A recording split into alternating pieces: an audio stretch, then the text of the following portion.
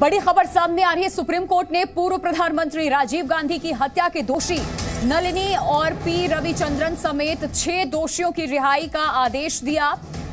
नलिनी और रविचंद्रन दोनों 30 साल से ज्यादा वक्त से जेल में हैं, जेल में गुजार चुके हैं 30 साल। 18 मई को सुप्रीम कोर्ट ने इस मामले में एक और दोषी पेरारीवलन को रिहाई के आदेश दिए थे। बाकी दोषियों ने भी उसी आदेश का हवाला देकर के कोर्ट से रिहाई की मांग की थी।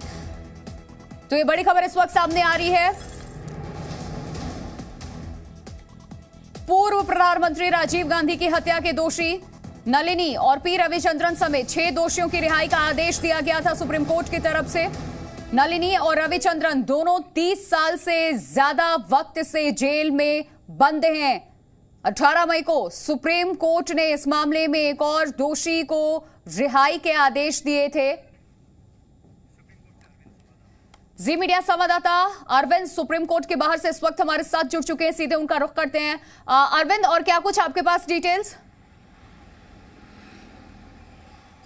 देखिए, 17 मई का सुप्रीम कोर्ट का एक आदेश था जिसमें सुप्रीम कोर्ट ने पेरारीवलन की रिहाई का आदेश दिया था और उसी आदेश का हवाला देते हुए इन तमाम दोषियों ने सुप्रीम कोर्ट से राहत की मांग की थी और जेल से जल्द रिहाई की मांग की थी। आज सुप्रीम कोर्ट ने कहा कि ये तमाम जो दोषी हैं वो 30 साल से ज़्यादा का वक्त जेल में गुजार चुके हैं, जेल में इनका व्यवहार अच्छा रहा है और पेरारीवलन को लेकर के जो आदेश दिया गया था वो यहाँ पर भी लागू होता है। पेरारीवलन के मामले में सुप्रीम कोर्ट ने ये कहा था कि अगर राज्य कैबिनेट सिफारिश करती है किसी दोषी की रिहाई को लेकर के तो राज्य के गवर्नर उसे मानने के लिए बाध्य हैं। तो सुप्रीम कोर्ट ने ये कहा कि इस वाले मामले में भले ही गवर्नर की तरफ से कोई फैसला नहीं लिया गया हो, राज्य कैबिनेट की तरफ से जो सिफारिश भेजी गई थी कि इन तमाम दोषियों की भी रिहाई कर दी जाए, लेकिन राज्य गवर्नर बाध्य हैं, इसलिए कोर्ट अपनी तरफ से रिहाई का आदेश दे रहा है।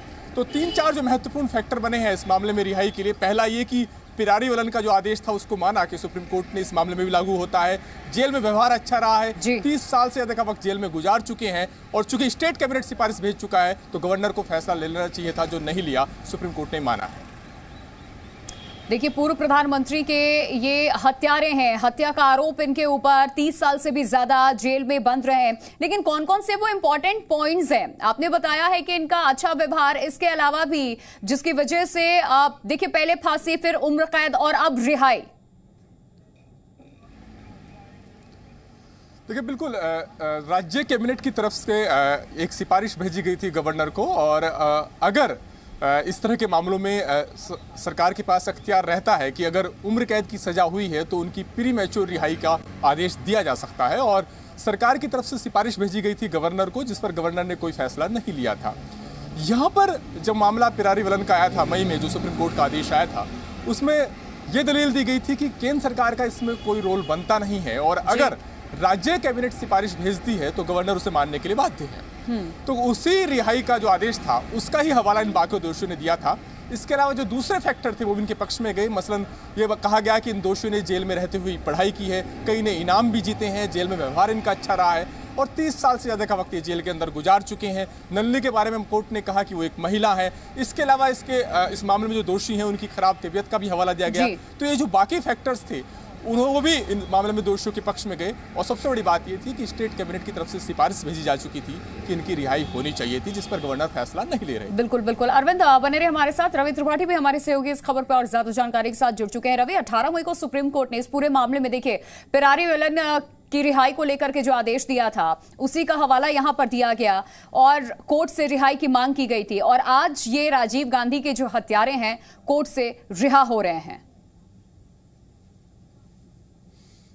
अरे बिल्कुल बिल्कुल। देखिए, ये मामला पॉलिटिकल भी है कहीं ना कहीं। आप गौर कीजिए कि जब ये फैसला सुप्रीम कोर्ट ने इससे पहले दिया था तब बीजेपी पर कांग्रेस ने अटैक किया था और उनका कहना था कि बीजेपी इनको रिहा करवा रही है और इस मामले में गवर्नर के रोल को लेकर रणदीप सिंह सुरजेवाला ने बाकायदे प्रेस कॉन्फ्रेंस किया था कांग्रेस दफ्तर में। उन्होंने कहा था कि गवर्नर का रोल इसमें कहीं ना कहीं चिंताजनक है और वो इस मामले में चुप्पी साधे हुए हैं। इसका मतलब कहीं ना कहीं उनकी मुख्य सहमति है, वो चाहे तो इस मामले को रोक सकते हैं, राज्य सरकार के फैसले को रोक सकते हैं, जिस बात का हवाला हमारे साथी दे रहे हैं। और राज्य सरकार किसकी है? देखिए, आप तमिलनाडु में आप जान रहे हैं सरकार किसकी है, डीएमके की सरकार है, कांग्रेस कांग्रेस का अलायंस है वहां पे, और वहां से ये चाहते हैं कि इनको छोड़ा जाए। और यही नहीं, राहुल गांधी और प्रियंका गांधी उनके परिवार वालों से मिलकर ये कह भी चुके हैं कि इनको हम माफ करना चाहते हैं, हम दूसरी तरह की राजनीति करना चाहते हैं। बावजूद इसके कांग्रेस के नेता ये कहते हैं कि इस मामले में केंद्र सरकार का रुख जो है निष्पक्ष नहीं रहा है और गवर्नर का रुख निष्पक्ष नहीं रहा है। अभी भी देखिए, थोड़ी देर बाद हो सकता है कांग्रेस पार्टी प्रेस कॉन्फ्रेंस करे और आरोप लगाए बीजेपी पर और वहां के गवर्नर पर, चूंकि जो गवर्नर है वो राष्ट्रपति के कहीं ना कहीं रिकमेंडेशन पे होते हैं और बीजेपी की सरकार है तो उन पर आरोप लगाने को कांग्रेस कहीं ना कहीं तत्पर होती है। तो कुल मिला जुलाकर राजीव गांधी का जो परिवार है उसको माफ करने को तैयार है, लेकिन कांग्रेस पार्टी इस मामले में भी राजनीति करती है कि उनके जो प्रधानमंत्री को जो हत्यारे जिन्होंने हत्या की, जो उनके हत्यारे हैं उनको माफ कैसे किया जा सकता है और उनको छोड़ा कैसे जा सकता है।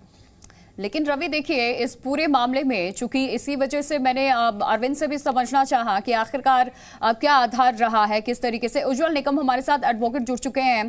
सर, आपसे मैं समझना चाहूंगी कि पेरारी वलन का हवाला देकर के जो रिहाई हुई उसको लेकर के आदेश जो कोर्ट की तरफ से दिया गया था, ये हवाला दिया गया कि इनको भी छोड़ा जाना चाहिए, अच्छा व्यवहार, क्या कुछ जिरा हुआ?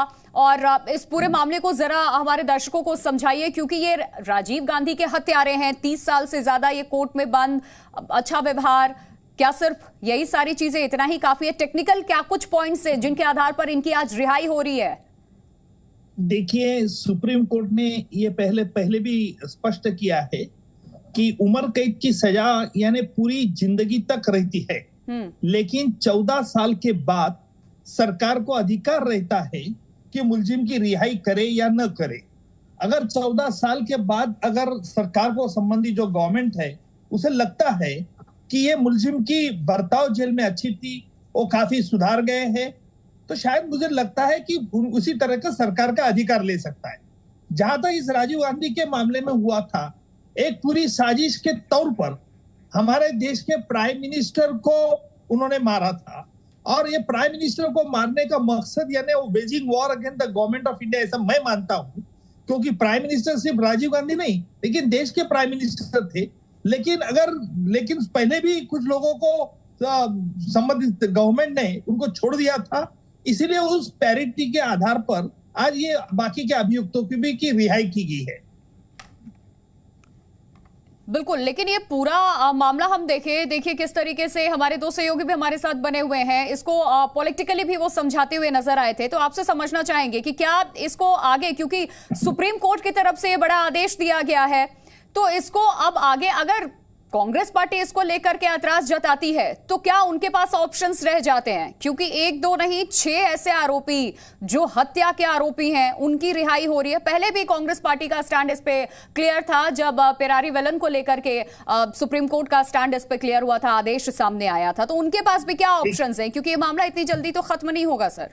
देखिए, कांग्रेस पार्टी के पास क्या ऑप्शन है, उनके सलाहकार टेक्निकली आपसे समझना चाहूंगी मैं कि अगर वो जाते हैं तो उनके पास अब क्या ऑप्शन है, न्यायिक प्रक्रिया क्या?